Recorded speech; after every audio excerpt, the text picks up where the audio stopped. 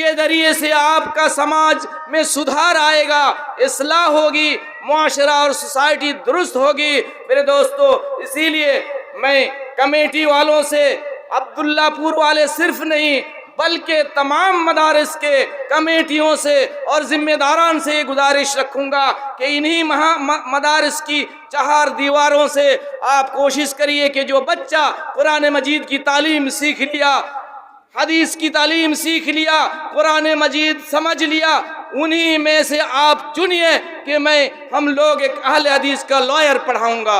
इन्हीं खर्चों से आपके 1 करोड़ के बजट में से आप 2 लाख निकाल के एक बच्चे को क्या पढ़ाइए, इंजीनियर पढ़ाइए, दूसरा मदरसा लॉयर पढ़ाएगा, तीसरा मदरसा डॉक्टरी पढ़ाएगा।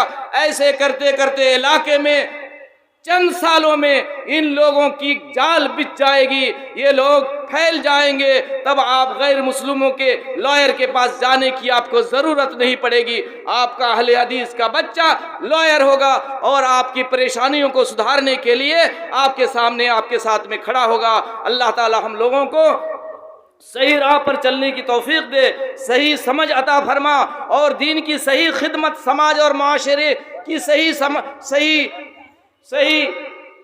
सही इस्लाह और खिदमत करने की अल्लाह तो हमें तौफीक दे। और अल्लाह रब्बुल आलमीन हम लोगों को तू सही रास्ता पर चलने की तौफीक दे दे।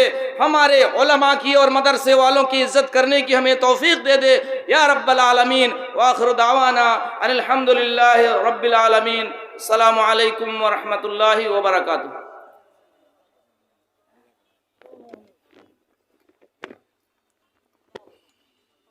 सब टुकड़ा गल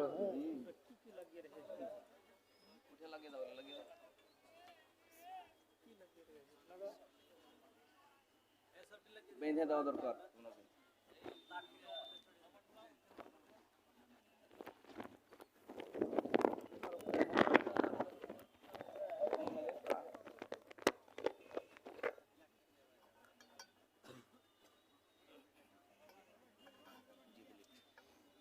अस्सलामु अलैकुम वरहमतुल्लाहि वबरकातुहू। सिर्फ 2 मिनट के लिए आपके सामने